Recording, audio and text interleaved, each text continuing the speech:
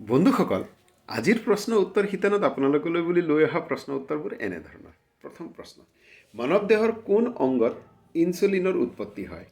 উত্তৰ হ'ল pancreas. 2 number প্ৰশ্ন হ'ল, ভাৰতে নিজ প্ৰযুক্তিৰে তৈয়াৰ কৰা কম্পিউটাৰৰ নাম কি? উত্তৰ হ'ল সিদ্ধাৰ্থ। 3 নম্বৰ প্ৰশ্ন, স্বাভাৱিক উষ্ণতাত মানে টেম্পাৰেচাৰত তৰল অৱস্থাত থকা লিকুইড অৱস্থাত থকা মেটেলৰ নাম কি? ধাতুৰ নাম কি? উত্তৰ হ'ল পাৰা, মাৰ্কাৰী। 4 নম্বৰ প্ৰশ্ন হ'ল, 1 বেৰেল জুলীয়া পদাৰ্থ বা তেলৰ পৰিমাণ কিমান?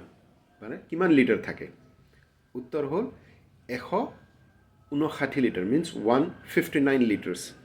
আৰু 5 নম্বৰ প্ৰশ্ন হ'ল, কোনখন যুদ্ধৰ জয়ৰ পিছত ব্ৰিটিছে ভাৰতত উপনিৱেশিক শাসন চলোৱাত সক্ষম হৈছিল? উত্তৰ হ'ল পলাশী যুদ্ধৰ পাছত।